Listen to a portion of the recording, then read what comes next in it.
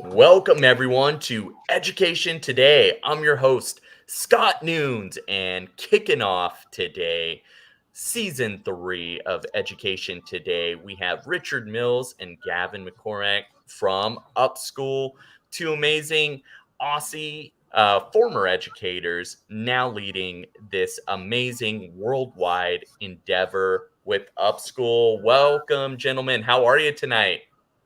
Thanks, Scotty. Very Good to be Thanks here. for having us, Scotty. Yeah, I am pumped. And real quick, let's go through some basic intros. Gavin, I'll start with you. Tell us a little bit about yourself. Who are you? What do you do? And how'd you get there? Thank you, Scotty, for asking me that question. I will tell you in 120 seconds all of everything that goes on inside my head and what I've done with all the time. First of all, I'm the kind of person who doesn't like to waste any time. So I don't like to waste any time at all. I always see that if it's not going to make a difference in somebody else's life, then there's really no point in doing it. So I kind of live by that motto. When I was 16, I grew up in a very poor part of the UK. In fact, the largest council estate in Europe. And a council estate is like a housing commission area. My mum was a single mum, and it was just me and her, basically. And I decided to be a teacher when I was going to university, which was very fortunate to actually go to university in the first place. But I really wanted to make my mum proud and do the right thing by her for all the efforts she'd made. And then I discovered teaching, and teaching allowed me to travel the world. I lived in France, went to Spain, Korea, called the Trans-Siberian Express across all of Asia, ended up in China, then ended up in Australia in 2004 after traveling the world. And you can't leave Australia when you get here because it's sunny and there's beautiful beaches and there's avocado on toast for breakfast, and it's just everything you can dream of, basically. And then worked in a Muslim school here for 10 years with refugees from Syria and Afghanistan, and ended up retraining as a Montessori teacher, became a Montessori school principal, left that job. Now I'm the Australian Montessori ambassador, and then work with Richard. Now me and Richard opened our own company, Upschool, where we provide free education for anybody on the planet, regardless of your demographic or socioeconomic status. If you need a school, you click a link and we're there to give you a school. So that's where we're at. Wow, that's amazing. I want to just throw a couple comments in. We have a couple people joining us. So we have my newest friend, and forgive me, I don't know how to pronounce your name, but I'm going to guess Sinem. Hopefully I got that right. And then we have Anusha joining us. Yes, Gavin's story is amazing. Hang on. It's definitely going to be a wild ride tonight.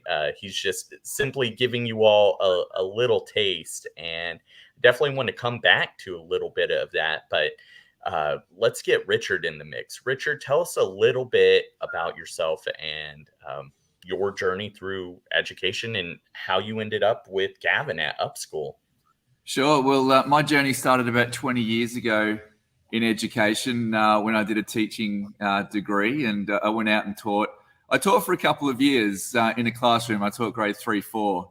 But I was always fiddling around with different things and tinkering and trying to build things. And I guess some might say a little entrepreneurial. And at 24, I had a child, and I became a stay-at-home dad, essentially, which freed me up for a few days a week to build some little businesses on the side. And I was mucking around with a lot of things. Like I went overseas at one point and bought some real estate in New Zealand and developed it and tried it and sold that. So I was like, anything I could get my hands on and try, I would try. I did some pretty crazy things when I was younger. I had probably more confidence than what I should have.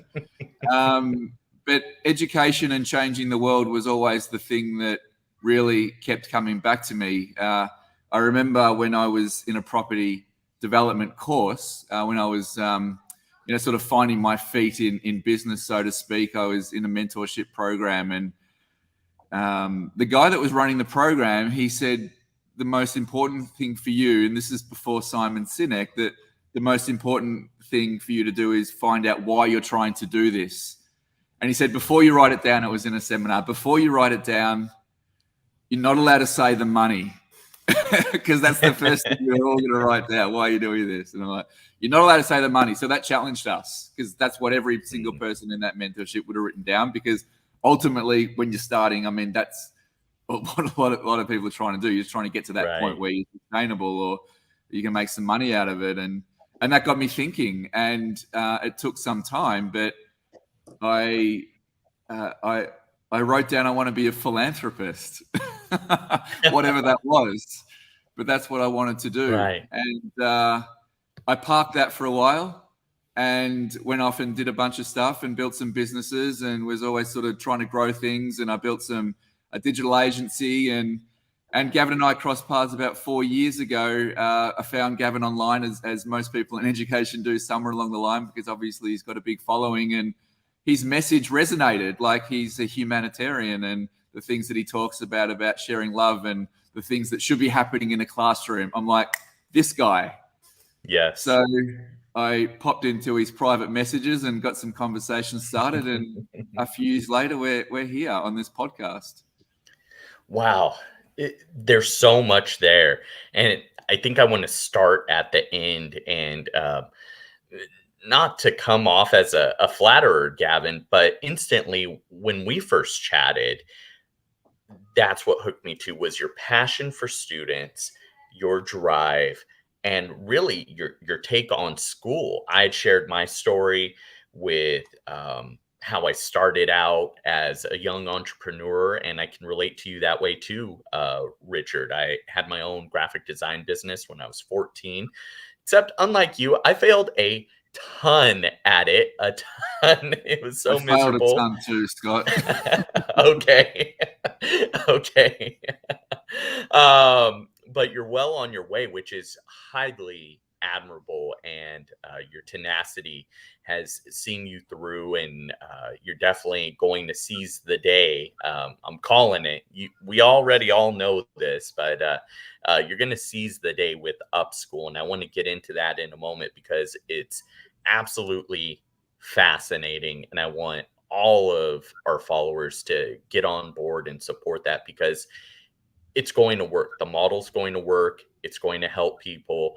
But not too many people know this, but I was a stay-at-home dad for a little bit too. So after I failed a ton, I was about the same age. I was about 20, 24, maybe 25, and then had my first kiddo.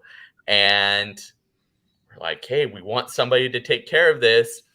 Your career isn't exactly going anywhere right now, Scott. How about you stay home with the kiddo for a while, save us some money that way? I'm like, okay, I can do that. And I had a couple businesses on the side. One of them was a book dealer. So I'd buy and sell books, go hunting for obscure and old books online, in person, resell them for more, and reinvest the profits in the business. And that was wild, but just spent a lot of time at the post office mailing things. And I thought, I'm ready to go a more traditional route. What can I do? I'm ready to enter the workforce again. And that's how I found education. And I decided, you know what?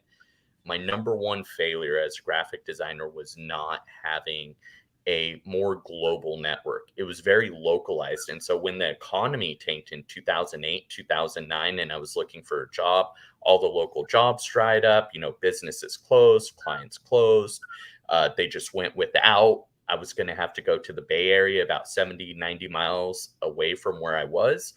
And I thought, you know what? I'm not going to do that. Like, I have this family now. I don't want to commute. I can't afford to live in the Bay Area. What am I going to do? And people always told me when I coached on the side, like, hey, you'd be a great educator. And I never believed that. I thought, I didn't necessarily take to most of my teachers. And I really didn't even know what the job was, to be honest.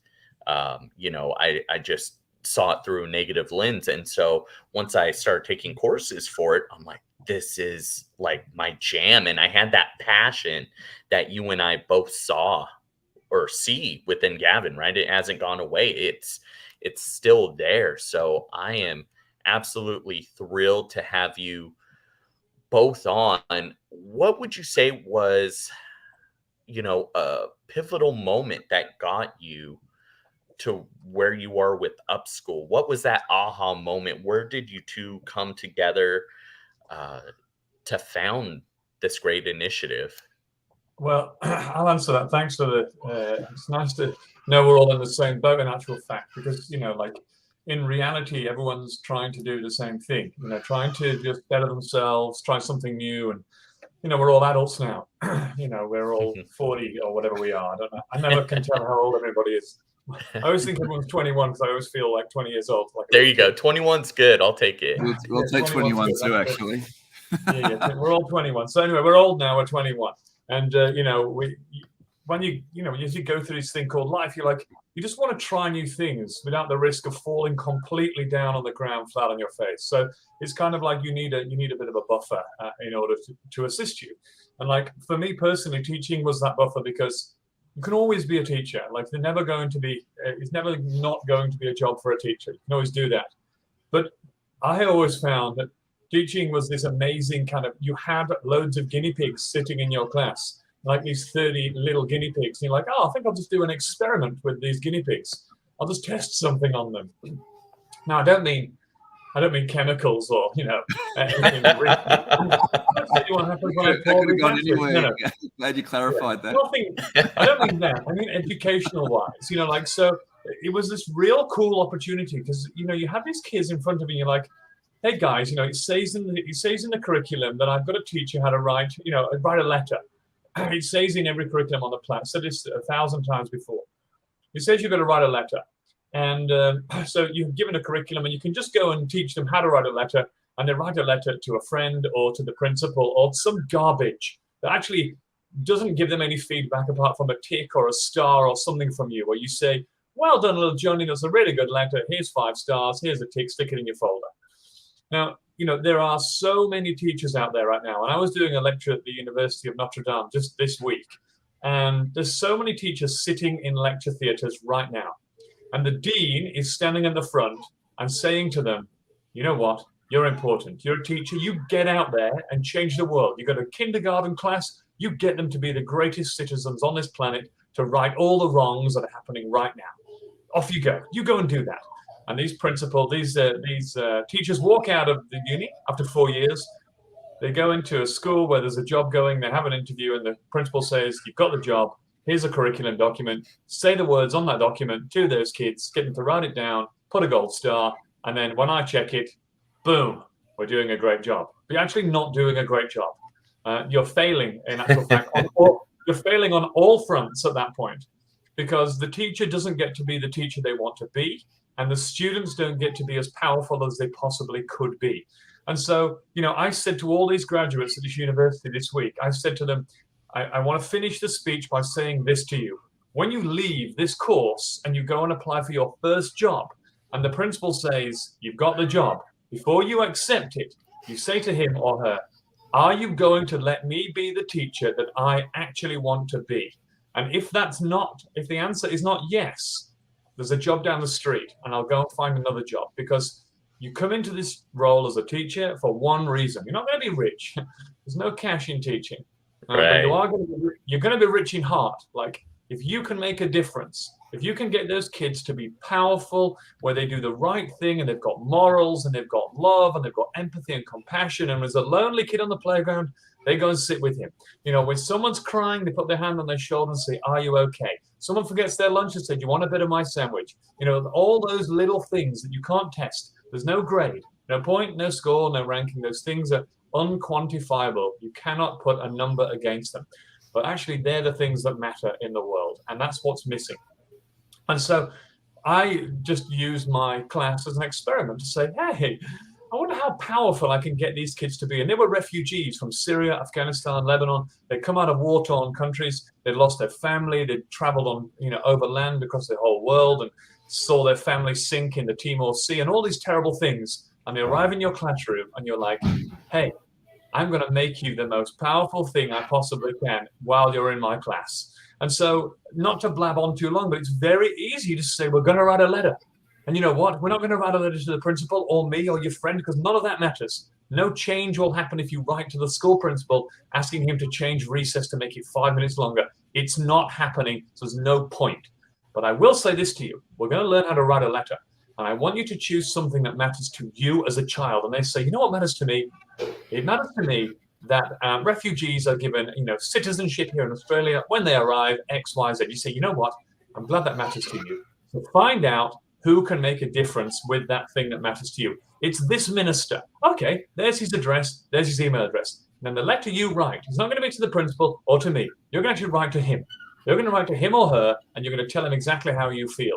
And then if you see change because of your letter, and imagine if you're 8 and you see that the pen and the piece of paper are that powerful that it actually can make a difference. And so you use them as an experiment and it works every single time. And then what happens next is me and Richard get together and we build Upschool.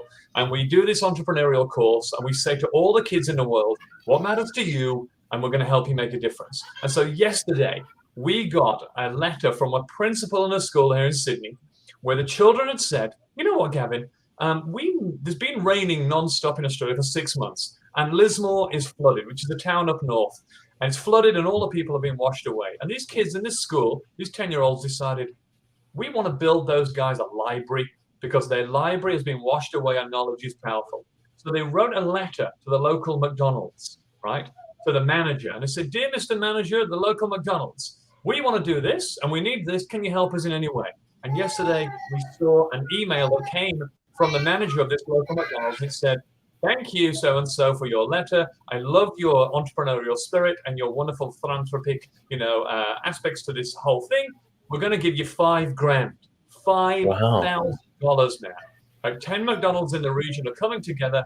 Here's $5,000." And that child, at that moment, he realized, you know what? If I can get $5,000 off one of the biggest organizations on the planet by using a pen and a piece of paper, I can literally do anything I want. And that's what I'm here for. And I'm pretty sure that's what Richard's here for too. So we've had about 1 billion hours of conversation about this. I just want to chime in real quick with some of the comments that are coming in. We have Cran saying he absolutely agrees with you. And he also said, to that last piece of the story you shared, right?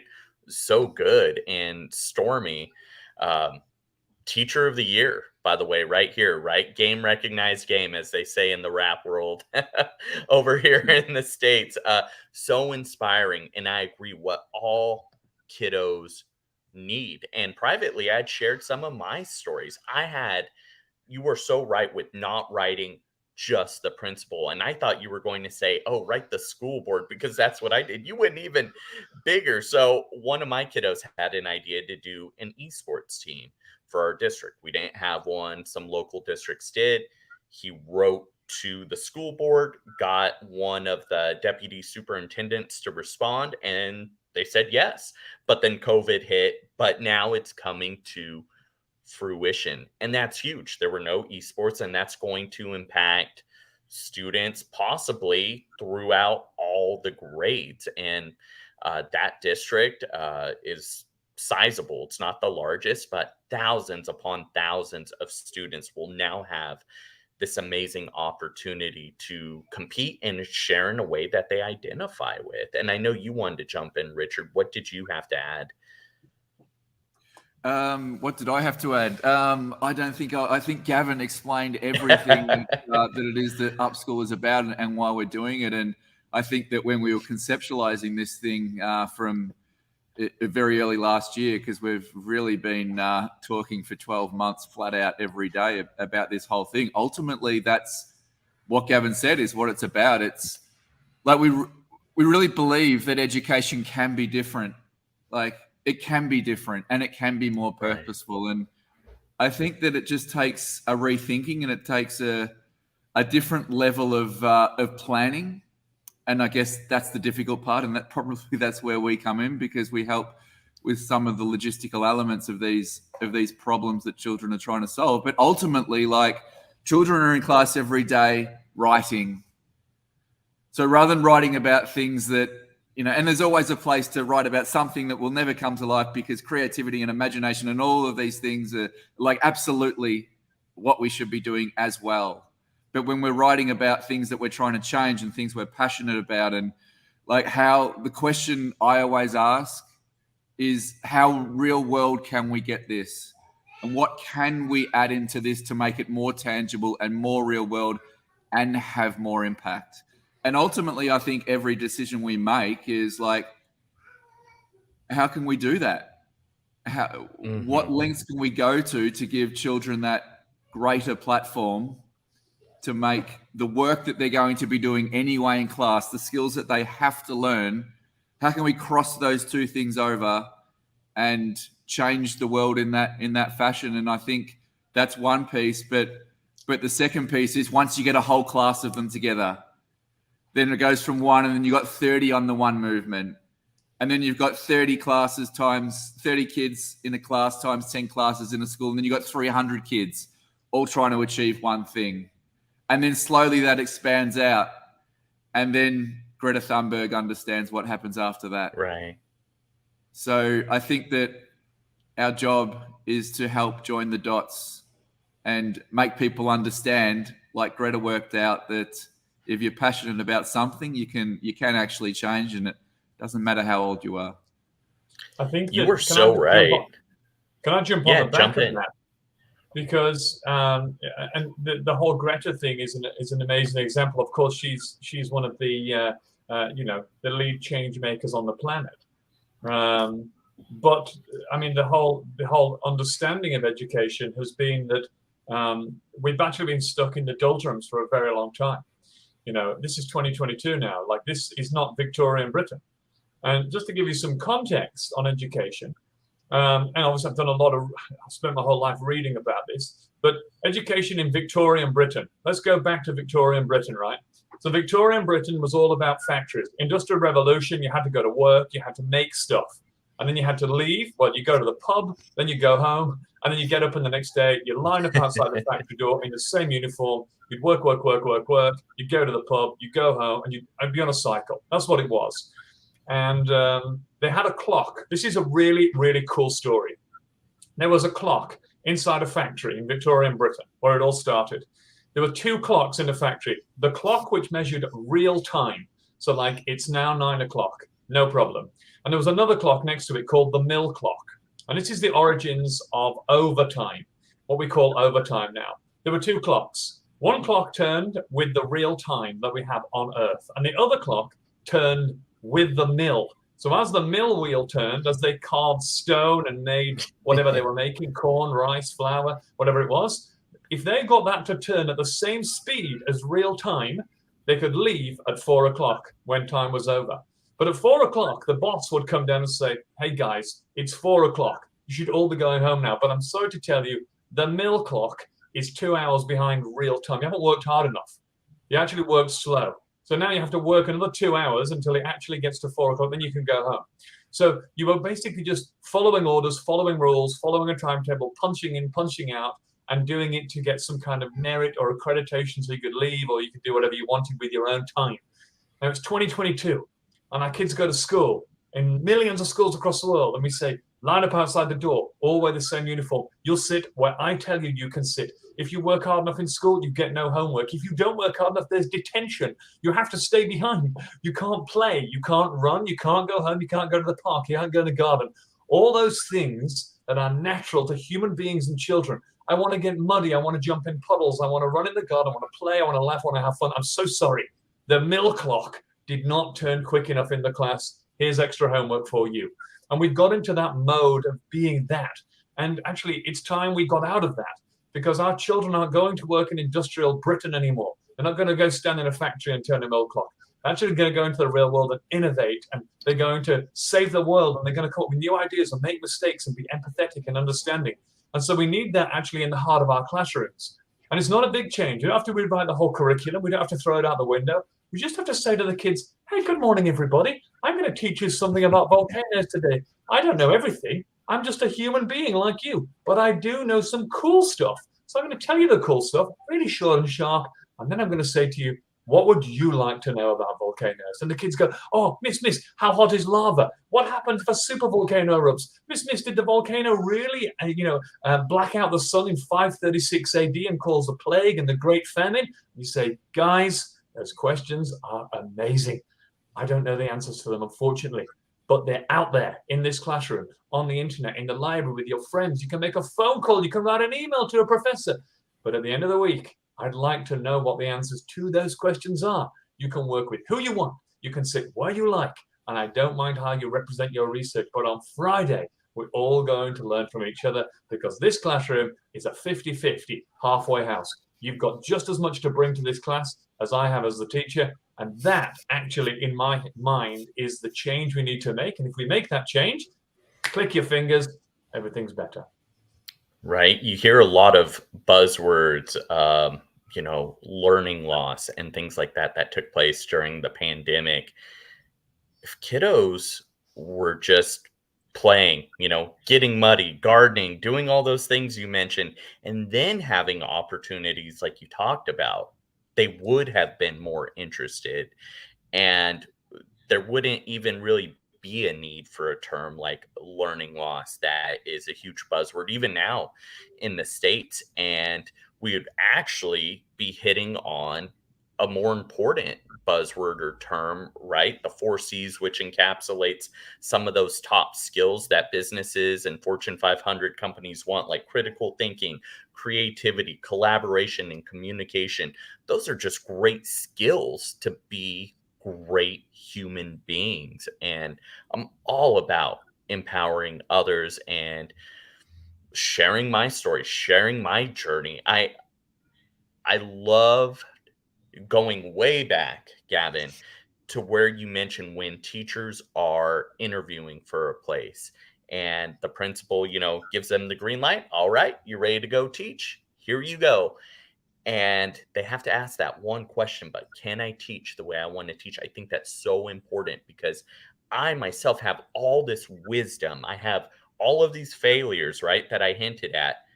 I ideally want to impute that wisdom upon others so they don't make those same mistakes, right? Like if you fail to plan, you plan to fail. I mean, that's not necessarily always the case, but that kind of rang true in my life a little bit. I didn't have a set plan that I really stuck to.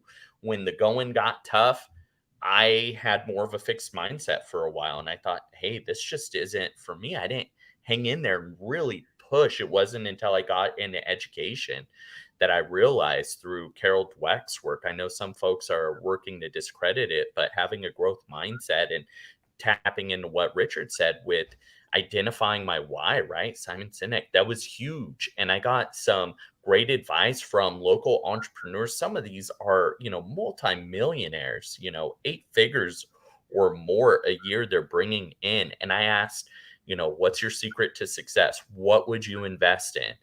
And you know what they all said? They talked about investing in yourself. That comes first. And I think that has to reign supreme in the classroom too. Invest in your passions and what you're interested in. And that's really important. And tapping into communication, collaboration, and critical thinking. How are you all doing that over at Upschool? I want you to talk a little bit. It doesn't have to be right now in this section, but I do eventually want to get to what you're doing with storytelling. Before we get onto storytelling, because we've got the master storyteller sitting underneath me, so I won't try to take over there. But on the piece of what you were talking about finding your passion, so like the tagline of Upschool is "Find Your Magic," and to me that those words could mean anything, but to me that what it means is that as a class or as a school, we're in a joint movement. And the joint movement for a lot of schools, 10 schools here in Australia are on a pilot where they're building a library in the developing world. And there's one school that Gavin alluded to earlier that's building a library in the developing world. And they're also building a library in Lismore where the floods were here in Australia. And to pull something like that off, they've got to raise 10,000 Australian dollars, which is a considerable amount of money. And that's where they've got to do all this outreach to the community, and they've got to get everyone involved, and they've got to use their entrepreneurial spirit and be creative and find all the different ways they can to raise this money. And that's going to take a lot of skill sets. So it's going to take someone like me who loves design to create a beautiful poster. But maybe I'm not an amazing writer. It's going to take the amazing writer to write the headline for that poster. And it's going to take someone to put on an event. So someone that's really good at logistics and organizing people, because we're going to raise some money that way. And they've got a place. And someone's got to manage the finances. And there's some children that are really great in maths in the class. And there's some incredible filmmakers and photographers, and they just love getting their hands on cameras. So someone's got to create some advertising commercials and document the story so we can share it with the community. And I believe that this is a reflection of every business in the world.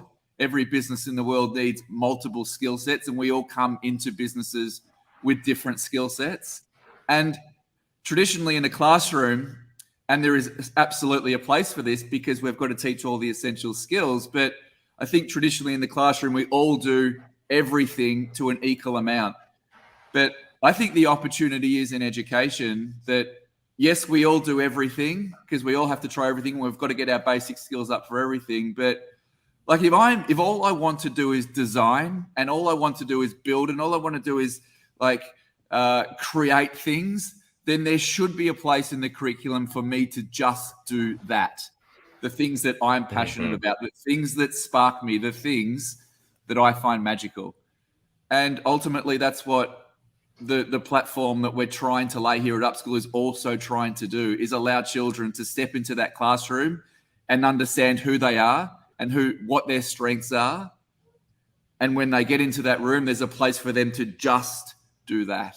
Yeah. And I think just, sorry, Gav, before you jump in, I think that that's amazing for many reasons, but I think ultimately that's going to build us a better world, because if people turn up to work, or people turn up to school, but eventually they turn up to work and they feel fulfilled and they're happy and they love what they're doing, it inspires them, then that will change our world for the better. People will have better mental health. And when they're better mental health, they look after themselves better. And when you're looking after yourself better and you're feeling better yourself, you can help people around you. And then it just ripples out and ripples out and ripples out. And I really feel that this is like such a big gap in our curriculum and our education system. And if you look at any person that's achieved any amazing things in this world to the highest of levels, they just went all in and they did their 10,000 hours, but they probably got their 10,000 hours in when they were teenagers. And, we need to be getting these kids the opportunity to do their 10,000 hours in school as well, because eventually that'll be the thing that changes everything, when they find out what it is that lights them up. Gav. For me, I agree with everything you've said, of course. For me, this whole thing is encapsulated in one word, and that is trust. And it's not about, it comes from the very top. So, when governments trust principals to hire the right staff and run their own schools, teachers can run the school as they wish in their classes, and then the kids ultimately feel trusted. And I guess to kind of put that together and use an analogy to describe what it looks like when we have trust. Because right now we don't have trust. Everyone's saying, look, if you want to keep your job, or if you want to keep your school open, I need to see that you're a viable school. So show me the data that your kids are intelligent. And how do we do that? We use a standardized test. We test them against writing, arithmetic, science, mathematics, and then we go, oh, this is a good school. The kids got 5 stars. Well done. Keep the school running. But the reality is that there's no trust in that, because no one's trusting anyone. The principal's not trusting, the government's not trusting the principal's not trusting the teachers, and the teachers not trusting the kids. And as soon as you take all that away and you have trust, then, like Richard said, magic starts to happen. And it's essentially about saying to the children that I don't mind how you show me your research. You see, the curriculum is an outcome. It says you will teach the kids about dinosaurs. You go, okay, that's all good. That's just a statement. There's a trillion ways that I can teach the kids about dinosaurs. And there's thousands of dinosaurs to use. So I'm going to find a dinosaur that actually I find interesting. And I'm going to build a lesson around that. I'm going to teach it. And I'll say to the kids, You choose a dinosaur. You choose something about dinosaurs that you want to research. Like I said before, and go away and show me your research on Friday. I don't care what it looks like. Your architect, your future architect, who doesn't know yet that he wants to be an architect, will go over to the modeling area and build a brachiosaurus. Your future journalist will go over to the writing area and write a report on dinosaurs. Your future dancer will get a team of people together and they'll choreograph a dance about the pterodactyl and they'll bring it to the group on Friday. They don't know what they want. Yeah, there you are. You've got one exactly on the podcast. So you're speaking to the choir right here, right? So 3rd grade Scott, right? You mentioned Brachiosaurus. Like, it only took me 30 plus years to get there, but I constructed it. Very cool. Right? Too bad that there wasn't that trust where I could actually have done something like that in school. I agree with you. Now, and when you have that trust, you don't need to ask that question, what do you want to be when you're older? That's a failed question. In actual fact, you should be able to see it. You say, you know what, he always goes and he always builds something. He's definitely going to work in, interior design or something creative or construction or whatever it's going to be, architecture. You just see it. But if you never get to allow the children to go and show you, then you never get to see that. And so the question is always, what do you want to be? In the case is, I don't know. I don't know. And you know why they don't know? Because you've never given the freedom or trust for them to show it to you. And that's a big failure straight away. Now, Alan Watts is a philosopher, dead now. Maybe you know him, maybe you don't. I know Richard does, and a lot of my friends do. Alan Watts has these trillions of lectures. He brought philosophy from the West, and from the East, he brought it to the West. And when he talks, it's like absolutely, amazing. But he said this one statement that sticks with me, and it always will. He said, at one given moment in your time, in your life, you have to sit down in a chair on your own and think. And you have to think about what would you do? What would you actually do with all this time you've got if money was not an object? So if you weren't working for money and you don't have to pay the bills or buy food, what would you actually do with your 24 hours a day that you've got? Sit down and you think hard. And when you decide what it is that you would do, you need to start incorporating some of that into your life. So for example, Scotty, let's say I love climbing. I'm a climber, right? So if I could, I'd just climb 24 hours a day, 7 days a week. Bingo, that's all I'd do because it just doesn't seem like work. I love every minute of it, right? So you incorporate some of that into your life. Maybe it's a 1 hour a week, and then it's 2 hours a week, and then you're doing 4 days at work, and you're doing 1 day where you're just climbing. And then suddenly it's 3 days at work and 2 days climbing. Then suddenly, a year later, you've got a little climbing club where you take people into the mountains and you show them the best climbs. 2 years later, you're a master at your trade, and all you do is climb, and your work becomes your passion, becomes your work, and you're not working anymore. Now, many people find that when they're 60, they fly to India. I've got to find myself. Oh, I don't know what life's all about. I'm going to go to Goa. I'm going to sit on the beach. Oh my God, and listen to some tantric music. And no, you're not going to find yourself. It's too late. I'm so sorry. You need to find yourself when you're 6 in the classroom. And that's when the teacher says, I don't mind how you show me your research. If you can see it in this room, if you can see it, the answer is yes. Don't even think about asking me a question if you can use the scissors or the card or the paper or the glue or sit on the floor or work with a friend or move seats or talk or stand up or go to the toilet. The answer is yes. Don't even bother asking me. Just do that. I trust you completely. And if you make a mistake and you drop the paint or you use too much glue or you don't lock the toilet door, that's okay, because mistakes is how we learn, in the future. It's how we learn from those mistakes. It's totally fine. And when we do that, like really cool stuff happens in our classrooms, and we see that our children have confidence. They run to school in the morning because inside their heart, they're following their dreams. And they go home happy. When mum says, how was your day? It doesn't say, oh, nothing, I didn't do anything. It's, Mom, today I got to be an architect all day. Really, they weren't. They were doing the curriculum. But in their mind, they were following their dream without really knowing it. And what we don't understand and what we don't realize is the true power that our children have. If you've got 4 kids, Scotty, I know that, right? You go to the supermarket, you're queuing up at the checkout, and there's chocolates. Now, one of your kids wants a chocolate bar, and you do not want to give it to him. Like, he will rip that supermarket to shreds if you don't give him that chocolate bar that he wants. He's a very powerful being, in actual fact. He will cry and kick and scream. I'm not saying this to your kids, but kids do that. They are extremely powerful. And all we have to do is just cultivate that and redirect that energy into something they want to target. and real amazing things happen. And we saw this in the Himalayas. In Nepal, we had villages where buffalo are basically kept under a little shelter with corrugated iron. They're tied up, and they provide milk for the family for 50 or 60 years. Now, buffalo don't really move in the Himalayas. They're just trapped under a tiny little thing. It's dry and it's fine, but they don't get to walk, they don't get to move. And you can see they're sad. You look in their eyes, they look sad. So in the training centers that I run in the Himalayas, we put it in the curriculum, a whole section on animal welfare and animal rights. Now, the teachers come to the training center and they train and they learn, oh, wow, I didn't realize animals actually have feelings. I didn't know that. That's never been taught to me. I'm going to go back to my classroom in my village. I'm going to teach my kids about animal welfare. Now, the kids then go home to dad and say, Dad, the buffalo, I think we should get the buffalo out of the shed and let him walk around a bit, because did you know, Dad, that buffaloes they've got feelings, and when you treat them well, they produce better milk and it's higher quality. You get more curd. And Dad's like, oh, I didn't know that. Let's take the buffalo. And you go back to the village a year later. And in the beginning, all the buffaloes are under the shelters. A year later, you haven't even said a word.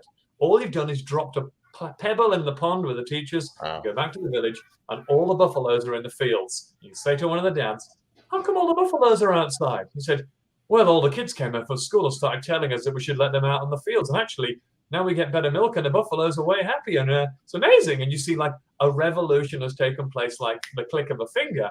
And it's all because the kids have got an amazing amount of power when you hand them that trust. Yeah, it's so important. We could be here all night telling stories like that. I shared with you a story of a struggling student that had D's and F's across the board, and then presented this opportunity, and the student was so stuck in the system, right? Like not being able to really critically think and process, just wanting to be kind of spoon-fed, for lack of a better term. Just, okay, give me the piece that I need to do, tell me what to say and I'll say it. Kind of these token responses. I'm like, no, we don't want that here. We have to create something that's possibly never been created before. What can you do? What are those passions, right? Going back, what were you interested in third grade when you were 6 years old? At your core, what are you passionate about? And for that student, it was family, and she had a nephew that had childhood leukemia. And so for her, once we identified that need, tapped into that empathy, that most primal set of feelings, she decided to jump on, create a logo, throw that logo on a bunch of hoodies and t-shirts, sell those, and then donate that money back to Ronald McDonald House to provide for families like hers that use their services. So kind of pay it forward, right? And kudos to you for being able to drop those kernels of wisdom and truth. That's what I want to do, right? I want to help empower others be better versions of themselves. Amanda is saying yes. She's over in Southern California, and allowing them to think, to find their passions is so important. How are you doing that at Upschool? How is it different than any other school or any other curriculum, any other program? Why should anybody jump on your website like Stormy did and look and see you're tied to the UN SDG goals and everything else you're doing? Gav, do you want to answer that one, or do you want me to? I don't mind. I've talked for so long. I've done a lot. I talk a lot. I don't want to dominate the podcast, but I can talk. I can obviously do it. You can do that one, and I'll come in and fill in any gaps that I see.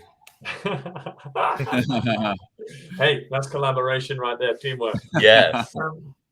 I think the fact is, Scotty, that there are a lot of online learning platforms, and a lot of people have been doing this for a very long time.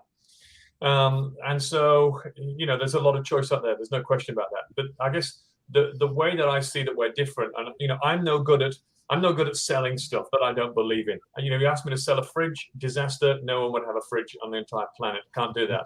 But when something's actually got purpose and meaning, I think that it's easy to sell because it just oozes out of you and it makes sense. And so the point of difference is that, we're aligned with the curriculum. There's no question about that. That's just bread and butter of what we do. The curriculum is in there. There's no question about that. But the real impact and importance of what we're doing is that, number one, children get to find out how powerful they are and how important the work that they're doing is. But number two, they get the feedback back from their hard work. You see, if you look at that school over here in Australia who wrote the letter to McDonald's, there's no grade, there's no point, there's no percentage, there's no ranking, it doesn't matter. They wrote a letter and they sent it off to McDonald's and they waited. They waited, right? And a letter came back 4 weeks later and it said, thank you for your letter. It's amazing. We're going to give you $5,000. And, it's not about the money. It's about the success. It's about the success of the child making a difference. What I realized in September when schools were closed here in Australia when I was teaching online is that when I was teaching and I had a link, I just pushed it out to my school and I said, I'm going to teach you online, kids. And I had a camera like this one here today. And all the kids were on the other side of the camera and they all had me one-on-one. And there were 50 of them and there was me. So on their screen, it was just me and them, just me and you. Like, hey, guys, we're going to learn about volcanoes together. Let's do this. Every kid's in their house going, you know what? I'm one-on-one with the teacher here. This is awesome. Like in a classroom, I never get to be one-on-one. It's very rare. Only if the teacher's got that little bit of free time. Now, yesterday, we did an online lesson, right? We did a free lesson for the world. There were 3,500 kids on that lesson. And I taught it, and it was on verbs. Moldova, Madagascar, Tanzania, Romania, Australia, Canada, the US, the UK, all of Europe, half of India. It was awesome. Every single kid who came to the lesson had me, whether it was good or not, had me one-on-one in their house with verbs. I mean, verbs, if you can make verbs interesting, you're already a good teacher. Anyway, but it was really, really cool. And we've realized that. And so the reality being of where we're sitting right now is we have the internet and we want to use it for the right reasons. But not only do we want to have children one-on-one, we want to empower them to have a voice. So, this term, for example, children all over the world, we've got 20,000 or 20-odd thousand now, they're writing a book. They're not writing a book for the sake of writing a book. We're not marking it. There's no grade. I'm not going to give them a gold star. But they are going to upload this book to an online platform. And then people all around the world can read it. So they'll write a book. And the book's going to be about something they care about. So if you're a girl in Afghanistan and you're locked in your house because the Taliban will not let you out, right? But you've got the internet and you want to have a voice. You want to say something about how that feels. And you want to tell the world, you write a book about a turtle who was trapped in a cage by a really big damn turtle who was really old and didn't let her out. And you talk about how that feels and you send it out to the world, as the power of a picture book. Kids all over the world read it and then they understand. And the child has a voice.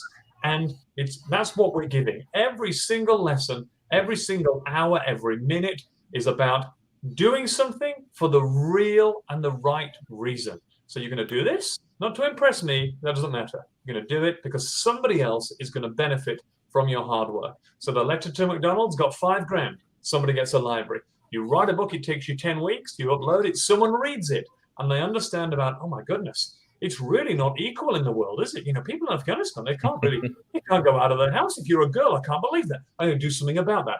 And it's about voice, and it's about autonomy and independence. And we bring that, and I make sure of this, to every single lesson. It's all about, as you said, paying it forward, empowerment, and giving the children some kind of agency to be able to make a difference in the world. And we'll continue to do that. In term 3, we're working, alongside the SDGs and communities. Imagine a whole school community. The children are saying, by the way, moms, dads, grandmas, granddads, we need to change something because the world is falling down. There's 170 goals aligned with the 17 SDGs from the United Nations. Here's a checklist. As a school, we're going to tick them all off. We're going to tick every single one off as a community, and the kids are going to run it. They're going to empower their community to have change. So instead of screaming in the hallway because you want some chocolates in the supermarket, you're going to be screaming into the community saying, by the way, let's ride our bikes to school instead of getting in the car because really we're polluting the atmosphere and it's getting warmer and it's going to be a disaster later on down the track. So it's literally about that. And that is like a river that runs underneath our organization. Wow. Yeah. What do you have to add, Richard? That's What I have to add is that's a big mission. it is a big mission. But we went out to a school. Gavin and I went out to one of our schools. Probably about 4 to 6 weeks ago. It was just before the end of the term. And what I would add to that, why are we different? Well, I'll use the children's feedback to us, and we're going to release these videos online real soon. But the children said to us, we're building resilience through this program. So what does that mean? They said, we're working out that in life, when you're trying to get something, you might get a lot of no's, but that's not a reason to give up. Because we're reaching out to all these local businesses, and lots of them either don't reply to us or say, no, we're not able to help you. But eventually there's one that does. So that's taught us resilience. The second thing they said is we feel like we're doing the work of adults. And I couldn't say anything more to that because that's exactly what I would want it to be. And the third thing they said is that, and this, for me, this is the most profound. They said, it feels like there's actually a reason to do this work. Wow. It's actually making a difference. And that was a summation of probably 40 minutes of conversations with 30 or 40 different kids coming in groups. They were the themes that came out. And I think that's what we're about. And that's why what we do, I feel as though, is it different? I don't know. I'm not in the business of comparing ourselves to anyone else. We can only do what we do and stand for who we are. But that's actually what we're about. And that's what we want every educational opportunity we create to help children with. And that's two things. I'd add. Oh, sorry, Richard. Two things I wanted to tack on there. You're absolutely right with getting away from the comparisons. I think that can be sort of a trap, right? Upschool's its own thing. Sure, there might be similarities to other programs, but it's its own thing, and it's going to achieve monumental results on its own due to the autonomy that Gavin talked about, which is so important. And the piece you talked about out of those 3 pieces of feedback that the students gave you all, I mean, almost bring me to tears, really. I mean, you're not seeing them form up, but on the inside, I'm feeling it. And that's the piece about resiliency. I bring that up because it's so important. I feel so torn and heartbroken because not only did I experience that lack of resiliency, and not only did it take me so long to get it, and I'm still getting it right now, right? I'm still working through that. I definitely have a weakness in that area and need to be more and more resilient so that I can be more impactful and turn those no's into, I'm going to quote my buddy D. Lanier, and he said, turn those no's into notice, right? Get people to notice you from those no's, right? And a no now doesn't mean it's not going to be a yes later. I've had plenty of those, right? I shared that, when the things got tough, I would just transition because I thought it was an indefinite no. No, what I've learned is patient endurance attains all things. If you follow that passion, you want something bad enough, right? I want classrooms to change worldwide. I want to empower student voice and choice, and I want learning to be a genuine thing that they want. I don't want it to necessarily be compulsory. I understand it's compulsory because it's necessary and the intention is really good, but with that lack of trust that Gavin talked about, that gets in the way, right from the very top down, and it trickles down to the students, and it really, cuts them off early in their journey. My own love of reading was shattered by reading a bunch of boring texts that I didn't want to read. And so then I just stopped reading for pleasure, and I struggle with reading now. Whereas, I did great with it before. And my brothers, I'm so blessed and thankful that they've maintained theirs. They listen to books all the time and read books all the time, and I see how enriching it is to their lives. Amanda's chiming in. Oh, comparison is a thief of joy. Oh, Brene Brown. Yeah, and she's in Austin. She's in my area over here. Yes, a thief here. I thought she was going to say school was a thief. I misread that wrong in my haste. And Stormy's chiming in saying they will submit our Dear World letters tomorrow. So students have a message regarding global goal. Amazing. Can I jump in for Stormy? So, Yeah. Stormy, I'm holding this book here. This book that I'm about to show is not related to anything that we're doing, but it's just my little piece of inspiration. It's called The Plant Power Way by a guy called Rich Roll, who you guys may know over there in the States. He's a podcaster. It's this big, beautiful book with photos, and it's actually a recipe book, but I'm seeing it here, and it's got beautiful photos and beautiful words in it. And Stormy, please submit those messages, because we're in the process of compiling a book called Dear World, and it's essentially the voice of our generation, and it's an opportunity for whoever you are on planet Earth, whether you're a child or whether you're a 63-year-old teacher from India, to submit a message that tells the world what you wanted to hear in terms of how it could be a better place and how we can change that. And it's all aligned with the 17 SDGs. So if anyone's watching this, thank you, Stormy. Send all of your kids and all of your teachers there and submit a response, because we want to find a way to put every single response that comes in into this book somehow, and create the first of an annual edition, which we hope will inspire people around the world and create a platform for people around the world to talk about the things that they're most passionate about and have it seen by many people. And if we can give voice to people that otherwise wouldn't have one, then I think that's a really noble endeavor to be on as well. Scotty, can I say something on you touched on something earlier on. You talked about the skills that some of the biggest and most powerful and profitable organizations on the planet, like, SpaceX and Uber and Amazon and Google, the things that they look for. And I did a lot of research on it myself about a year ago for a speech I was doing at the World Education Summit. And there were 40 of them in actual fact. There were empathy and understanding and love, compassion, time management, humor, critical thinking, all the things that you wouldn't expect to actually be in there, like humor. Humor goes a long way. It's, you might think that, what's the point in being funny? In fact, it was often criticized as being a class clown, but humor, if you've got humor, you can get a very long way with being a funny person. I mean, that's obvious. Just look out into the world. Look at Robin Williams, for example, one of my heroes, one of the funniest guys I've ever met. You squash that and you quash his humor and you've taken away what he is. But the reason I say that is because we often don't think of those things as education.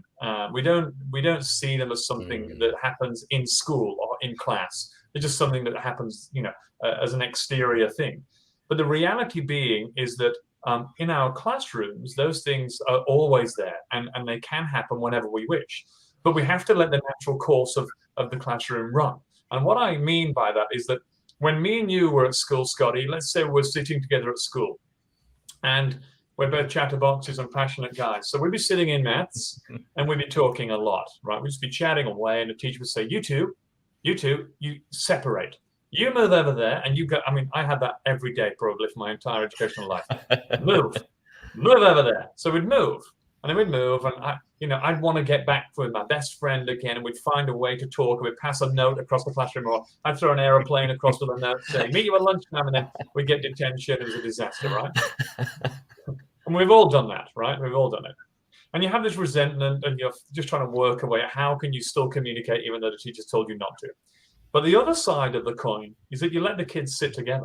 You just let them sit there and you let them talk. It's not a problem. And then at the end of the lesson, you say, hey, boys, just letting you guys know that you've got an assignment on Friday on volcanoes. And do you know what you've got to do? And the kids say, we have no idea what we're going to do. Actually, what do we even have to do? And I say, well, I did say it today, actually. I've said it 5 times.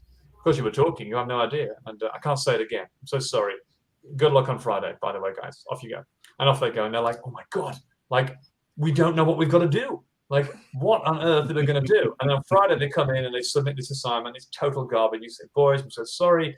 This is not up to the mark. You're going to have to redo it. And the kids go, oh, I've got to redo it. Nightmare. So to redo it. And then you meet them again. You say, hey, how was it when you had to redo it? It's always a nightmare because we should have been going ice skating, but actually we had to write this terrible assignment. Yeah, no, that's a total bummer. What could you have done differently in the whole journey to make sure you could have gone ice skating? So, well, one kid turns to the other kid and says, maybe we shouldn't sit together so much, maybe once a week. You say, that is a great idea. That's a great idea. And they solve the problem themselves. Rather than you trying to fix it with a Band-Aid solution, which doesn't work because the kids just find a workaround. Absolutely. You let them suffer the consequences. And when I say consequences, I don't mean you giving them detention. I mean the consequences of actually what played out there. If you don't water a plant, it will die. If you put your hand in a flame for too long, it will burn. Like, they are facts. If you don't listen to instructions, you cannot do the assignment. It's a fact. And so you just let it play out in front of you. And then eventually the kids go, you know what, I'm going to sort that out. It's like the child who's always mean to the other kids in school. You can say, hey, everybody play with Tommy. And they go, well, I don't want to play with him. He's really mean. And he's awful to me. But if you meet with Tommy and say, hey, Tommy, how are you feeling? He goes, I'm feeling really lonely. Why are you feeling lonely? Nobody wants to play with me. Well, how are you behaving with your friends? Well, sometimes I hit them. Sometimes I kick them. I steal their lunch. Do you think that's a good way to be a friend? No. Is there anything you could change? Oh, yeah, maybe I'll try and say nice things and share my stuff. Hey, let's give that a try. Oh, my God, look how popular you've become. You know, it's very easy, but you've just got to have a little bit of time to let it play out. Let the plant die if you're not watering it, and then re-water it. You've got to let that happen in front of you. And if we do that, then those skills just come automatically. You cannot teach confidence. You can't say to the kids, good morning, everybody. Today we're going to learn how to be confident. Write down this analogy on the board. Well done, everybody. You're now all confident. Off you go. Grade A's in confidence. You can't do it. You've got to say, hey, guys, we're doing a speech. Come to the front of the classes. Oh, I'm feeling so nervous. I don't think I can. And they do it, and you go, hey, I wasn't so bad after all. Say, I'm feeling good. You want to give it a go again? I definitely want to give it again. In assembly this time. I want to speak at the United Nations. You let them just find their way, and we can do that. Yeah, that's so powerful. I'm kind of chuckling over here with the whole kind of gradual release of just something with presenting, right? I miss that about being in the classroom. That is one of the things. Like, I figured out how to do that. My method for empowering students to share amongst others is you just start really small. Tell a partner, tell me, tell somebody else, right? You decide what's going to work for you, but start in a small increment. And then, okay, you told somebody else. Well, now tell somebody else this time, right? Then tell somebody else. Or with presenting, I would have them, the very first presentation they do, 10 to 15 seconds. That's it. Why'd you put what you put on your one slide presentation? Or why is this slide really bad? That's one of the first presentations I would do, called the worst presentation ever. I got that idea from Edu Protocols, a book and framework out here in the States. And brilliant idea, right? They love just deconstructing a good presentation. So I give them a good presentation, give them a topic, and rather than build the best presentation ever, which seems pretty daunting, it's like, oh, I could build the worst presentation. I could completely ruin this, right? And especially the mischief makers, and they have at it, and they have a blast. And then before you know it, they're presenting here and there. They're doing a little bit more, and then they're actually cranking out some pretty good work. And then they're getting this formative feedback, not only from me, but from their community, from the audience. And then that confidence builds to where, tapping back to what I talked about, now you have a kiddo who's writing the school board and presenting in front of the school board to see about getting esports in the district. That takes a bit of courage, and that doesn't happen overnight. That's not just one thing. It's building that skill, and it sounds like you're doing that with the curriculum and the lessons and the supports you have with Upschool, as we kind of wrap things up, where are you at right now with Upschool, and how can people sign up and bring their classes on board, and where can they find you at on social media as well? Where can you find us? Well, we're at upschool.co, and where we're at. So we've run through our first unit of work, which we designed. Gavin and I put together for last term. It's called "Build a Library to Change the World," and what we did is we sourced. We put it out there to the world for anyone in mostly the developing world, that if they feel as though they have educational resources that weren't up to standard, they could apply to have a library funded and built by a school here in Australia, and then going to be constructed and sent to their community. So we've got 10 schools on that, and Gavin's just written our second unit of work called "Write a Book to Change the World," and he'll talk to that in probably a little more detail than what I can. But essentially, kids are going on the journey to become a published author, and at the end of that, they're not only a published author, but they'll have the opportunity to buy their book, and some proceeds from the book that they write will go to a sustainable project around the world, all aligned with the SDGs again, and essentially funding global projects. So I guess this all comes back to the real world, to the purpose. So you actually are writing the book, and at the very end,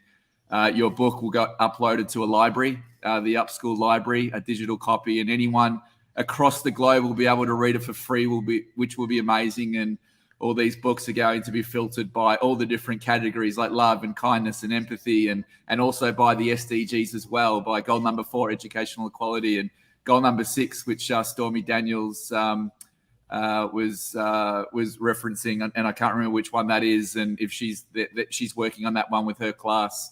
I think you're looking it up now, Scott, so you could tell us what it is. So you'll be able to go to the Kindbox the Upschool library, and filter by goal number 6, and all of the books that relate to that one are there: Life Underwater, or Life on Land, or gender equality, whatever it might be. And students are going to write books. And as Gavin said, they might write a book of a crab that migrates to Mars, or they might write a book about something else that they're just really passionate about. Like, who knows what children will come up with, but they're writing for purpose. And at the very end, we want the world to read these books. And if you read a book that you like, you'll be able to buy it. If it's your child, that's great. But if it's not your child, there it is there, clean water and sanitation. That's obviously a really, really important one of the most important ones.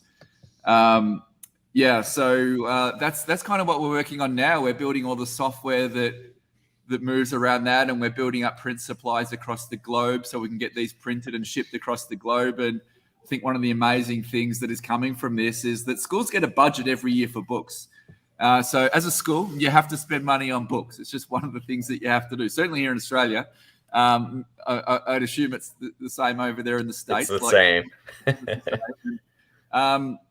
I've already spoken directly with school principals that have said, well, we go and buy these books from these authors, and they're great books, but like, we've got this budget, like we should be buying these books from the Upschool library, because it's actually a child that's written that book. Like, who says that the books that children have to read have to be written by adults? And all of a sudden, Absolutely. like, I could be a 10-year-old child in Croydon, which is where I am right here now in Melbourne, Victoria, and like, someone across the other side of the world might buy my book because they like it. And then maybe 1,000 copies are sold. And maybe it just takes off and it's so good that it sells 1 million copies. And I fund some global project on the other side of the world because I care about clean water and sanitation. And I said, if you're buying this book, I'd love you to donate to a cause that is goal number 6, clean water and sanitation. And all of a sudden, I've built 25 wells in Rwanda, and people have water for the next 10 years. Fascinating. I want to jump in there. You are so right about the empowerment there, and I want to encourage you to continue, because I'm not unique in the fact that, I have creative ideas, and I can see patterns and apply those patterns and see value in different things. When I was in the first grade, I wrote a story. So you're talking about kiddos writing their stories.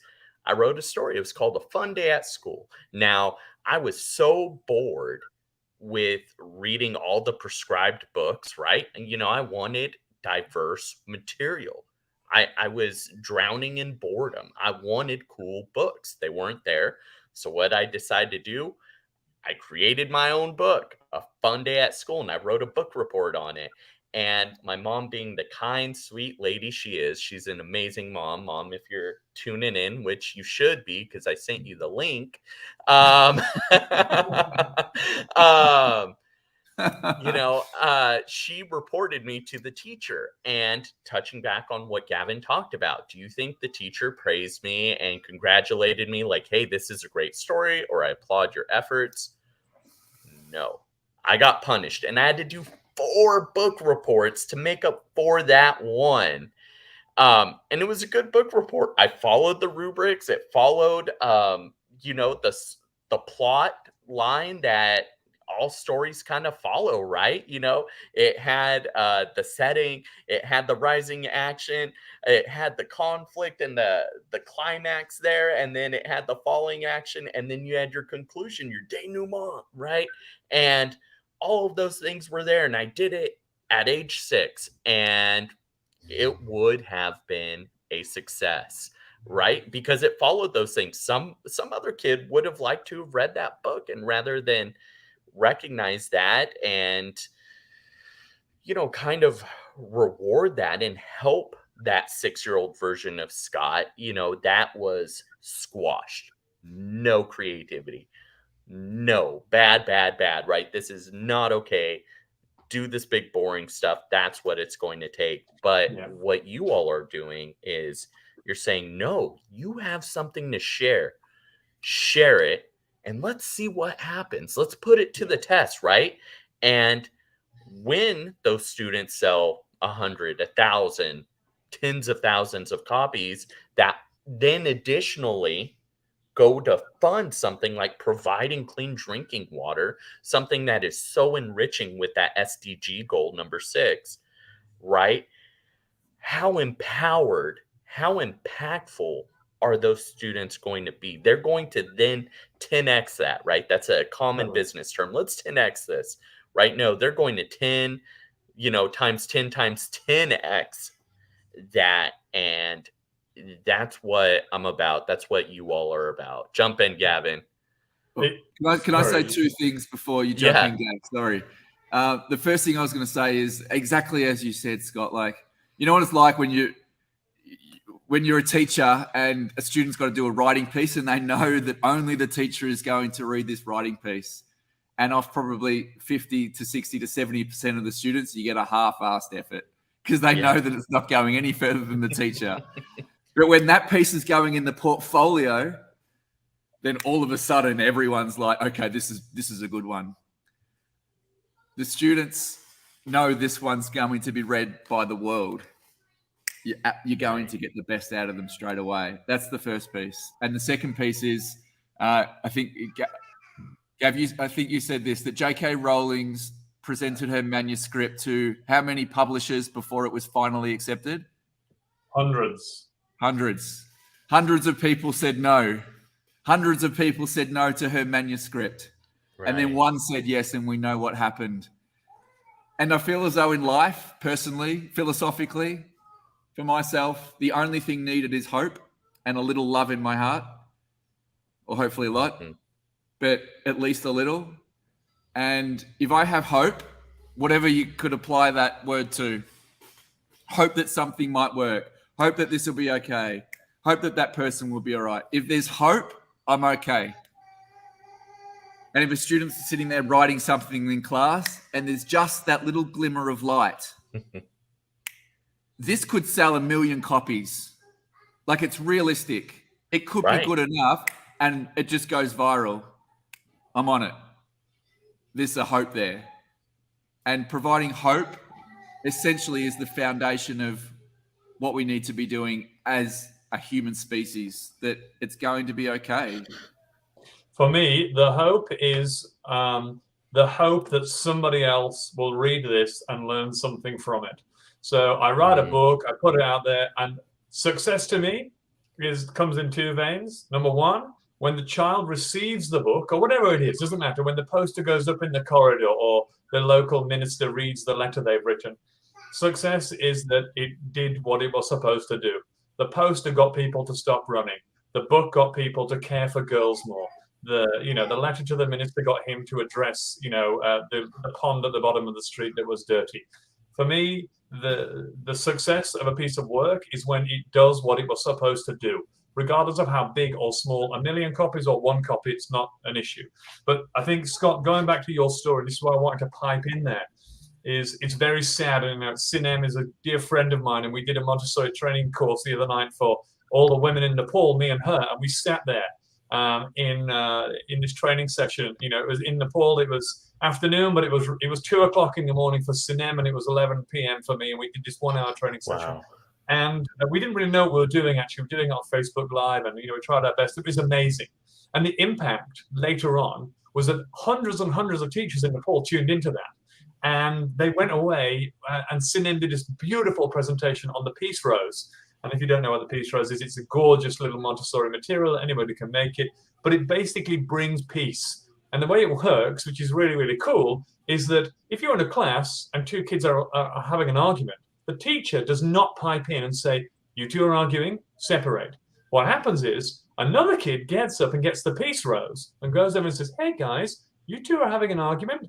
Now I'm activating the Peace Rose. Now I'm going to give the Peace Rose to you first, Richard. And when you're holding it, you can talk how you feel. Richard holds it and goes, look, she stole my pencil and it's my special pencil. And I feel really upset. You go, thank you, Richard. Take the Peace Rose. I hand it over to Scotty, and Scotty says, I'm so sorry. I didn't know it was your pencil. I thought it was Jonathan's pencil. Okay, back to Richard. Richard's like, okay, well, I know it was a mistake, so I forgive you. And let's hug, and we're all friends. Peace Rose goes back in the vase, and it's peace. Right now, Sinem presented that to like 200 or 300 Montessori teachers in Nepal without any feedback. But I know, because I know them all. They've all gone away and made the Peace Rose in their classes. But right now, as we're sitting here in this podcast, there are about 500 schools in Nepal, and they all have a Peace Rose now in a little bit of in a vase in the corner, which means from this day forward, boom, there'll be peace in those classrooms driven by the children. Thanks to Sinem, giving 25 minutes of her time at 2 o'clock in the morning, which was really tough. Now, for you, Scotty, you wrote a book. You went out on a limb, and you made a mistake in terms of the rules of your school. What the teacher actually should have done is saying, Scotty, you've broken the rules here now, and rules are rules, and you can't break it. However, this is totally badass, this book, right? And tell you what I'm going to do. I'm going to publish it for you. I'm actually just going to go to the photocopy, print it on card, staple it, and you're going to read it to the class, and you're going to feel confident. And you know what's going to happen at that moment? The 25 kids in your class, the 25 kids in your class will learn, hey, it's okay sometimes to push the envelope and break the rules a little bit. But number 2, he made a mistake, and there's going to be consequences involved in that. But for you, they're all going to want to be that. They're going to see the success in your work. And so there's 2 sides to every coin, right? Like, we presented a Montessori training. We didn't really know what we're doing. Our cameras were upside down a bit. We figured it out, and it worked. Then it happened. And the same with you with your book. You broke the rules, and that's fine. You broke the rules, and rules are rules. But you did something really innovative, and there was impact at the end of it. And you should be celebrated for that. So, there was an opportunity missed there, Scotty. And we don't want to miss those anymore. When a kid tries to push the envelope and do something different, it means, hey, they're not meeting my needs. I'm trying to tell you without vocalizing it, you're not meeting my needs here. I need you to meet them. I'm very creative. Let me write a book about something I want to write about. And then you go, okay, there we go. Let's open up the floodgates for you. Right. And you're absolutely right. I left that, the accountability piece out. That is so important. I loved your solution.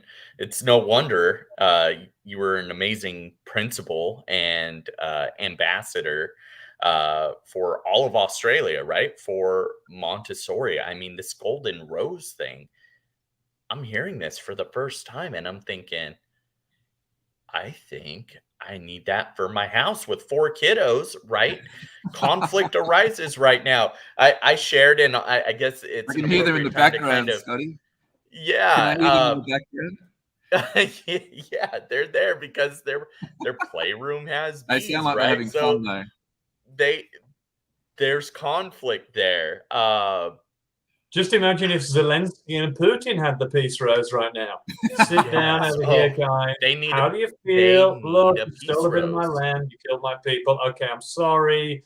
Let's put the guns down. Let's see if we can send 5 billion peace roses to him. Get the world together to do that. That I mean, that would be cool. I think students could do that. Yeah. They have the hearts, the brains, and the tenacity to definitely do that.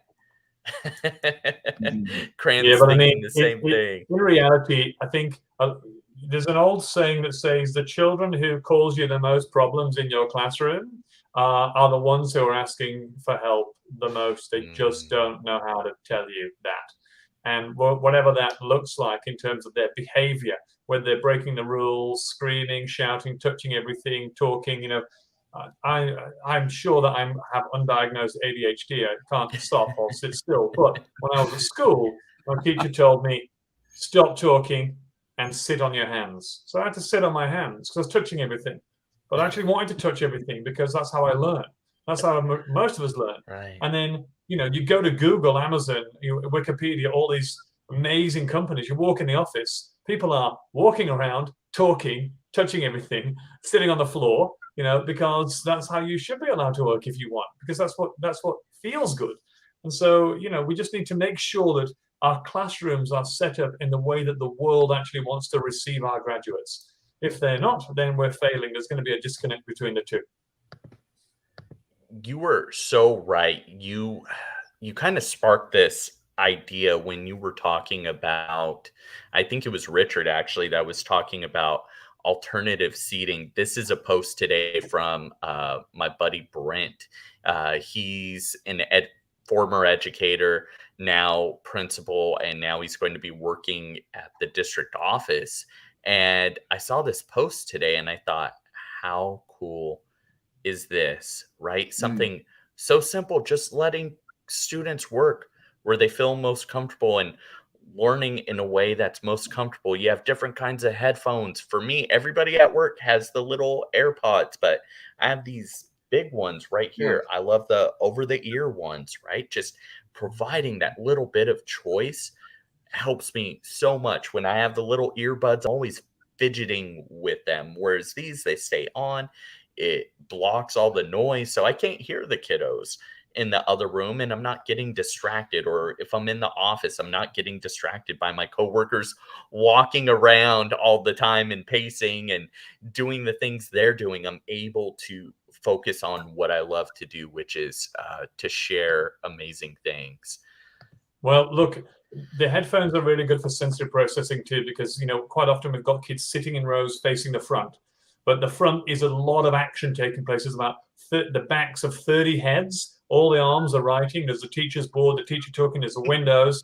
For some kids, that's too much. For me, that's too much. If you face me into a shopping mall, I'll just look at people all day.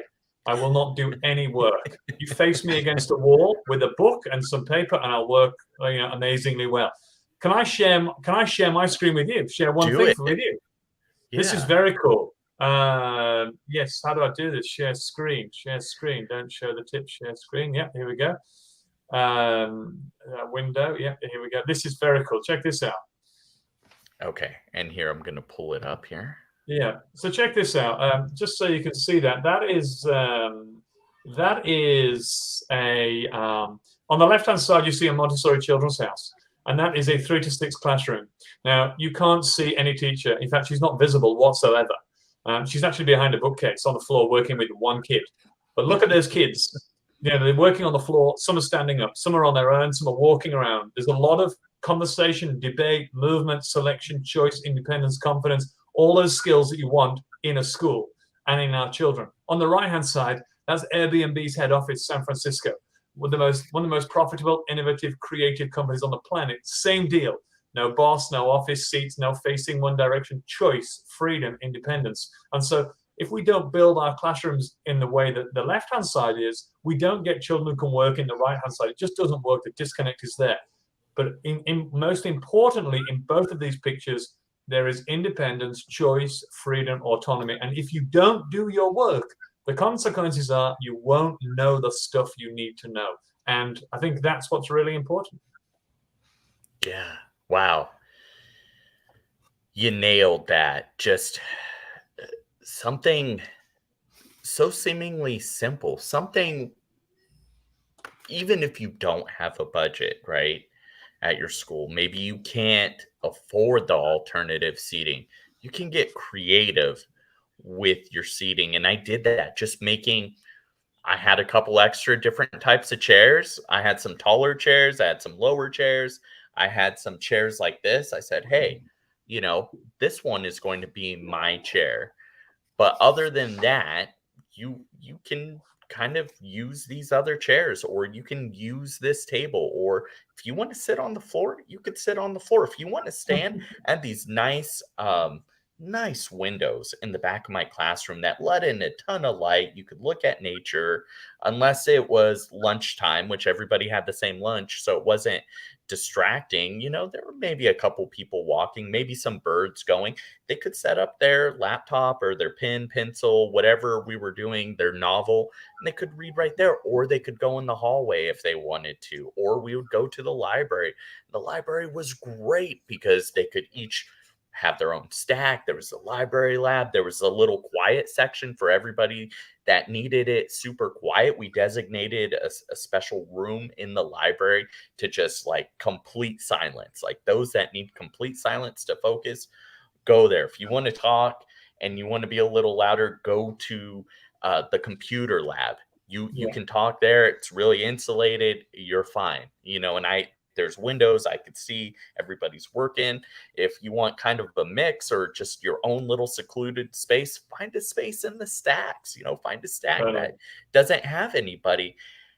And it was great. That's when they did their best work. And so providing options and that flex is so important. You don't even need to say it to them, Scotty. You don't even need to say that. You just go, off you go. Off you go. Sit wherever you want. You're right. And the kids go, oh, I automatically know what works for me. And if I make a wrong choice today, I'll fix it up tomorrow. That's very, very cool. And from a teacher's perspective too, you go on about reading. You lost your passion for reading because you were given these prescribed texts that you didn't enjoy. I live by this rule. If I was going to get a tattoo, I'd get this tattooed on me. And it's model the behavior you wish to view in those around you. If you want your kids to read in your class, you do not sit and read with them. You read yourself. You say, hey guys, it's 1 o'clock now. It's reading time. I'm getting out my novel. I love reading for pleasure. I'm sitting here. I'm going to read my novel. You can do whatever you want, but now is reading time. What will happen is you give it a week. 1 week. I've done this experiment. Every kid's reading in the class on their own for pleasure because you're modeling it. If your class is noisy, you do not say to them, I need you to talk quietly. You know what you do? You talk quietly. You start whispering. You're like, hi guys. Morning, everybody. Today, and the kids are like, oh, I'm going to whisper too. Like, if you want them to walk, you walk. If you want them to be empathetic, be empathetic. If you want them to be treating people with equality and equity, you do that. And you model it. Model a behavior you wish to be. They will just be what you are. That's a fact. And for Scotty, you're a dad with 4 kids, right? Like, they are looking at you as dad and going, I'm going to be like that guy. That guy is my hero. I'm going to do what he does. And there's an important role to play for teachers and schools. And I've said this fact 1 trillion times, and I'll say it again for your podcast. In an average month, a child will spend 140 hours in school, 540 at home, right? So if you're not singing the same tune as the school, then there's going to be a huge disconnect there in terms of what's happening with the child development and the cognitive ability and the irrationality and all those wonderful essential skills that we want to cultivate. So there's an important role for everyone in the community to play if we want our children to be successful. But for me personally, it's all about skills for life and learning how to be a good person. Can I chime in on the classroom bit just briefly?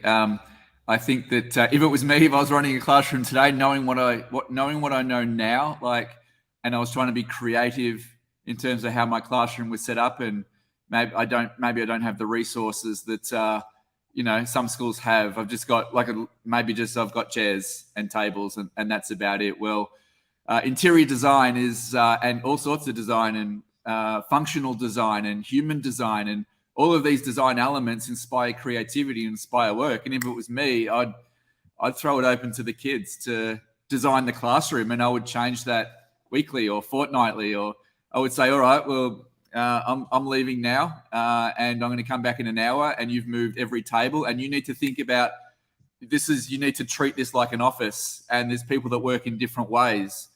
There's people that like quiet space. There's people that like collaborative. There's people that like to face a wall. You need to factor in all of these things, and you need to speak to all the people and understand the people in your workplace, your classroom, and design a room that works for everyone. And then come back an hour later and they've moved everything and they've decorated, and all of a sudden it's different, and you walk into a different space, you feel different. Like when you walk into a beautiful space, you feel different. When you walk into a beautiful restaurant, you feel different. When you walk into a beautiful Airbnb office, you feel different. And the children have the ideas. And I've experimented this right here in this place here. Like you can see my backdrop here, like everything moves. Like everything you see here moves. Like if I just move it around a little bit, there's a bunch of stuff in here, but everything moves. So whilst there's a bunch of these partitions around with pictures, that'll be gone tomorrow because I've moved it, because I'm sick of looking at that there, because this is just the way I work. And like up above me here, you can see some ropes hanging from the top, right up the top. That's like a hanging day bed that my daughter hangs out up there when she comes and hangs out. And Wow. I gave her that space, and I said, you do something with it. And she got her thinking hat on, and she said, I want a lounge that hangs from the ceiling. And I'm like, no, you don't. And she said, yes, I do. So at 10 o'clock at night, we're sanding, and that's her space. And she designed it. And all of a sudden, like, I empowered her across all of these years to do these real things, like design these real spaces. And all of a sudden, now she's my go-to. She tells me, like, I said, what do you think of this? And she's like, nah. And I'm like, okay, if it's a no, I trust you. I've been taking advice off she's now 16, but for the last few years, I actually take her advice now. It's actually like proper advice, because I started that at a young age. Like I listened to her and I empowered her, and I just let her get things wrong, and I let her experiment. And, I mean, this is like, this applies to classrooms, it applies to parenting, it applies everywhere. But, Gavin talked about it. It's trust, and let them fail as well. Let them fail, because she doesn't get it right all the time. Dad still gets some things right. But, you give her real things to work on, real problems to solve, and they just grow. Like they do so much more than what we know, what we think they're capable of. It's incredible what the children are capable of if they're given the opportunity. And you scaffold these things, and all of a sudden, they do. She does some work in this business, and she does like real stuff that has real impact. And she's only 16, but it started from when she was young. And this is the opportunity we have. Give people real things. Like usually the teacher would design the classroom. Certainly when I was the teacher, I designed the classroom. I put the tables there and change it once a term, four table changes a year. That sucks. Like that sucks. Like we can do better than that. We just had chairs and tables. It didn't look like Gavin's Montessori classroom that he showed. It was just chairs and tables. But anything's possible. And how do you make something limited look beautiful? Well, throw it out there to the 25 kids that you've got there, and someone will have an idea, and then they'll all expand on each other's ideas, and all of a sudden, like they've got, I don't know, they might have a hanging table from the ceiling. Who knows? Or Dwight in The Office, the US version anyways, created Mega Desk. I was like, that's brilliant. I want Mega Desk. Mega Desk. Yes, absolutely. Yeah. I love Mega Desk. I think we've covered so much today, and thank you for hanging on. Just every little bit that you two shared is solid gold. We're planting all kinds of different seeds. Like when listeners come back and reflect on this episode, I think there's literally something for everyone here. I want to make sure that they can continue to follow you and to learn from you and alongside of you. What is the best way they can do that? Of course, they can visit upschool.co, but where can they follow you on social media? Where are you most active that way? Well, obviously, the first thing they do is they come to upschool.co and just create a free account, and then you're in. And then we send generally one email a week. We don't over email anyone, so you're not going to get harassed by us. You'll get probably one email a week, and it's just going to give you an update on what's new in the platform this week, because we've got new content being loaded in every week. Gav's out in the mountains every week, and he's creating amazing content out there on rock formations and all sorts of stuff. And we're obviously we're off to the Arctic and then Antarctica later on in the year, and we're creating content down there. It's all going to be free on the platform. So just by creating a free account there at upschool.co, we'll just get you in the door to be able to be connected with us and see what's happening. And if you're a teacher, then there's so much in there for you. Lesson plans are written, everything's free. Videos, task cards, like you name it, extension activities, parent materials. We've got a 3-pronged approach for every single thing we do. We need the whole community on board. It's not just about the children. So there's videos for the teachers. So there's a video of us talking directly to the teacher. Hey, you're the teacher in this class. This is the things that you need to do with this lesson. There's videos for the parents. Hey, you're a parent. Your children is going through this learning journey at the moment. They're talking about independence and creativity and compassion this week. And so when they come home, have some conversations with them as the parent. So there's videos directly to the parents, videos directly to the teachers, and obviously the education for the children. Because as Gavin said, 540 hours at home, 140 at school. We need the whole community on board if we're going to change the world. It's not just about what happens in the classroom. So everything's there. Create a free account. Where can you find us? I'm on LinkedIn, Richard Mills. We've all got little love hearts. You'd probably recognize us when you see us. So just typing that in. And we've created Instagram accounts and Facebook accounts for upschool.co. And not many followers there yet. So we're not very active. We're kind of getting in there in that space pretty soon. But go and follow there. And Gav, you've obviously got your own thing, which you can talk to. Just find me, just Google me, and you'll find me somewhere. And I always respond to every single person who writes to me. Interestingly, Scotty, Cran Middlecote, who's in just watching, we're doing all this cool stuff. So we're working on SDGs, writing books, going to the Arctic, going to Antarctica, teaching live from the ice, and with a polar bear behind us and cool stuff like that, which is very, very cool. But Cran's here, and Cran's in the chat. Cran's a pilot. And recently I've been going to the mountains and recording lessons from the tops of mountains on sandstone or river formations and stuff like that, which is very cool. Like teaching stuff from the place where it happens, right? That's cool. Like that's really cool. And we've got some amazing content to start sharing at the moment. We're just putting it together. These things take a long time, but it's going to be awesome. But Cran is in the chat, and I just see what he's written in your chat box soon. He put, Gav will be creating a lesson in an aeroplane. So Cran's a pilot, and he's inviting me to go in his aeroplane and teach a lesson from the cockpit on aerodynamics, friction, forces, and propulsion from the actual aeroplane. So we'll be in there going, guys, this week we're in an aeroplane. I actually want you to stand out on the wing, on one of those brackets, and do it from the wing, which would be totally crazy, especially because I'm scared of flying. But the kids who receive that lesson would be so inspired, right, about learning about aeronautics. Right. And so, it's crammed. We did a reading the other night. We did 12 hours of non-stop reading for the kids in Ukraine. We did 12 hours of stories. Teachers all around the world came in and they just read story after story after story after story for 12 hours solid. And we had thousands of kids all over the world come. And Cran turned up with his little book about flying an airplane. He was dressed as a pilot, bless him. And there were all these kids all over the world watching this thing in bunkers in Tajikistan and Uzbekistan and Ukraine. All these kids are going to get to school. And one little kid wrote in the chat, "Thank you for the story, Cran. I want to be a pilot when I'm older now." And like, that was only like 5 minutes of Cran reading a story. So we've got an important role to play as teachers. You know, a lot of kids are looking at us and saying, "I'm going to be like that guy or that woman. I'm going to do that." And so yeah, you can find us everywhere. Just Google us, and you know we're always very responsive and helpful, and we've got a lot to give away. So yeah, you just have to hold on tight, Cran says. I heard Cran's aeroplane only takes 2 people. Is that right? Only me and him, yeah. Oh, I'll jump on the wing. Let me do it. I want to come up there too.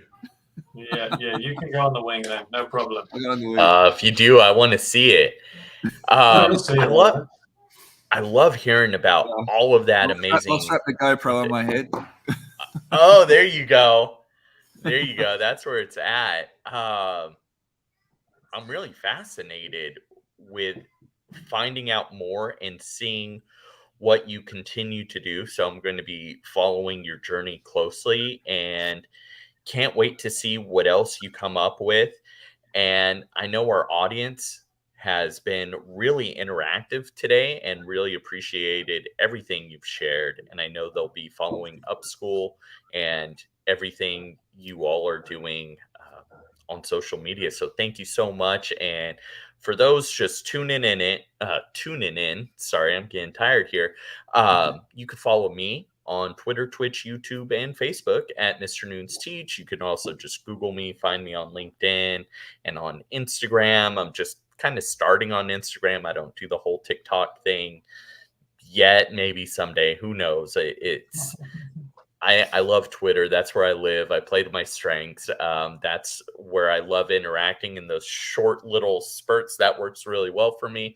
If I need to have an elongated conversation of sorts, I'll just jump in the private message area and shoot a longer conversation piece at somebody over there. And I want everybody to be on the lookout for next week's episode. So we're having on the Edpuzzle team, and they're going to talk about app smashing with Edpuzzle, and I will share out one of my favorite tools. You'll have to guess as to what tool that is that I'll be app smashing with Edpuzzle. If you know me well, you probably know what that tool is, but it's going to be a surprise until next week. So stay tuned. You can listen on the podcast of your choice, or tune into anchor.fm/edtoday. Thank you so much, gentlemen, for joining me tonight or this morning over in your time. Yeah. Did you want to jump in, Richard?